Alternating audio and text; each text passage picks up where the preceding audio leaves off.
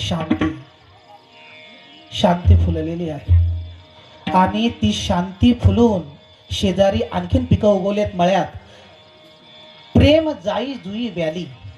आता जाई जुई हेही फुल आपण ऐकलंय, पण प्रेम नावाचं फुल आपण ऐकलेलं नाही, कारण की तेही उगवतं चित्तात. शांती शेवंती फुलली, प्रेम जाई जुई व्याली.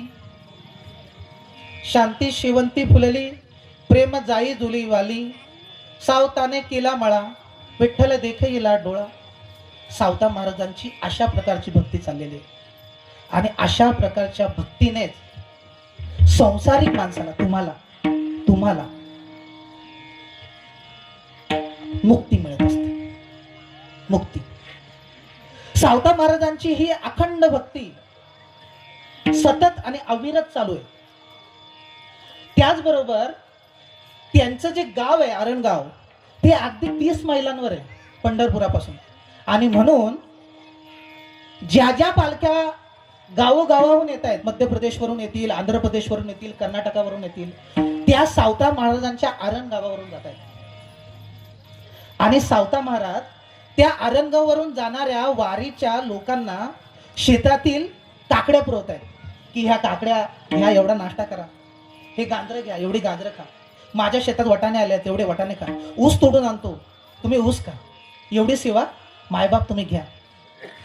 लोक म्हणतायत तू कधी येतो वारीला? सावता महाराज म्हणतायत की मी येऊ शकत नाही, माझी थोडीशी अडचण आहे. मग लोक विचारतायत की तुझी अशी काय अडचण आहे, तू का नाही येतेस वारीला, तुझी वारी या वर्षी का चुकणार आहे? बघा काय शब्द वापरलाय, तुझी वारी या वर्षी का चुकणार आहे?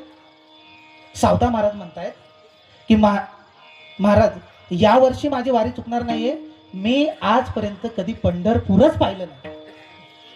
40 वर्षाचा माणूस, लेकर आहे, नागू नावाची मुलगी आहे, मुलगा आहे, पत्नी आहे, 30 मैलांवर राहतो आणि पंढरपुराला कधी गेलाच नाही. लोक म्हणाले फेकून द्या रे याच्या काकड्या. जो 30 मैलांवर राहतो आणि कधी पंढरपूर पाहिला नाही, याच्या काकड्या का घेतात? परंतु सावता महाराज म्हणतायत की असं करू नका महाराज, तुम्ही माझ्या काकड्या घ्या, एवढी सेवा घ्या आणि गेले की विठुरायाला माझा सुद्धा रामराम सांगा. सावता महाराज सतत अशा प्रकारची जी सेवा आहे ती जाणाऱ्या ज्या वाऱ्या आहेत त्यांना पुरवत आहेत. परंतु त्यांना कधीही पंढरपूरला जाता आलं नाही किंवा ते गेले नाही.